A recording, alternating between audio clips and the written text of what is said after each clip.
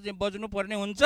र अब यसबाट म के भन्न चाहन्छु भने अहिलेको यो आजको यो कार्यक्रमको लागि र म खास गरी पहिलो कुरा आफ्नै जिल्लाको कुरा राख्दाखेरि म्याग्दी जिल्लालाई हिमाली जिल्ला भनेर 2075 सालमा घोषणा गरेको रहेछ। घोषणा मात्रै कागजमा, तर हिमाली जिल्लाले पाउनुपर्ने सहुलियतहरू सबै कुराहरू त्यहाँ चाहिँ केही पनि अहिलेसम्म नगएको रहेछ। त्यसैले यो कुरा चाहिँ एकदमै जोडतोडका साथ राख्न चाहन्छु। के गर्नुपर्ने हो अगाडि त्यो कुरा गरिदिने हुन अनुरोध गर्दछु। दोस्रो कुरो, यो सम्पूर्ण हाम्रो सरकार सहित माननीयज्यूहरू राजनीतिक पार्टीज्यूहरूलाई म एउटा के कुरा अनुरोध गर्न चाहन्छु भने नेपालमा सदियौँदेखि एउटा भाइरस छ, त्यो भाइरसबाट बच्न चाहन्छु, बच्नुहोस् भन्ने अनुरोध गर्न चाहन्छु। त्यो भाइरस भनेको के हो भने नातावाद, कृपावाद, चाप्लुसीवाद र चाकरीवाद। यो चाहिँ भाइरसै हो। यो भाइरस खास गरी अब नेपाल एकीकरण भएपछि रणबहादुर शाह जब उहाँ चाहिँ के अरे नाबालक चाहिँ राजा हुनुभयो त्यो बेलादेखि सुरु भएको हो। र राणा शासन, जङ्गबहादुरले राणा शासनको चाहिँ सुरुवात गर्दादेखि अझसम्म 2007 सालको क्रान्ति भइसकेपछि पनि, अनि 46 सालको क्रान्ति, 63 सालको चाहिँ आन्दोलन, यो सबै कुराहरू भन्दाखेरि पनि यो भाइरसले चाहिँ छोडेको छैन।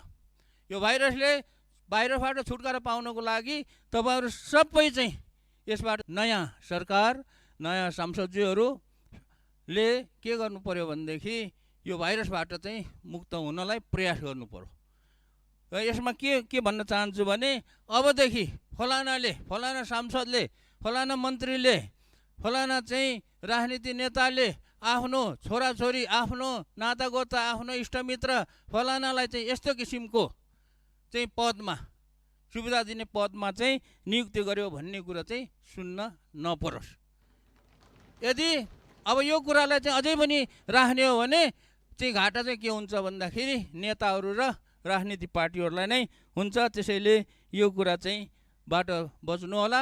कुनै पनि सरकारले, कुनै पनि पार्टीले जनताको के अरे समर्थनमा चाहिँ शासन गर्ने हो भने, सरकार चलाउने हो भने यो भाइरसबाट चाहिँ मुक्त हुनको लागि अनुरोध गर्दछु।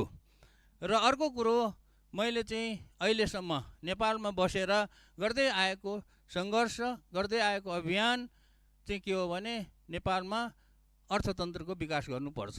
अर्थतन्त्रको विकास गर्नको लागि विज्ञान प्रविधिलाई चाहिँ उच्च प्राथमिकतामा राखेर, नम्बर 1 प्राथमिकता राखेर, अनि अनुसन्धान, नवप्रवर्तन जस्ता कुराहरूलाई चाहिँ एकदमै जोड दिनुपर्छ। त्यसको लागि कोष खडा गर्नुपर्छ। त्यसको लागि चाहिँ के अरे मन्त्रालय, एउटा बलियो मन्त्रालय चाहिँ गठन गर्नुपर्छ, बनाउनुपर्छ भन्ने कुराहरू चाहिँ म सबैलाई चाहिँ राख्न चाहन्छु।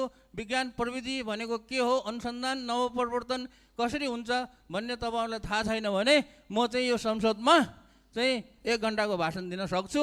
त्यसैले यो कुराहरूमा पनि ख्याल राख्नुहोला भन्ने मेरो अनुरोध छ। ल, धन्यवाद। अरू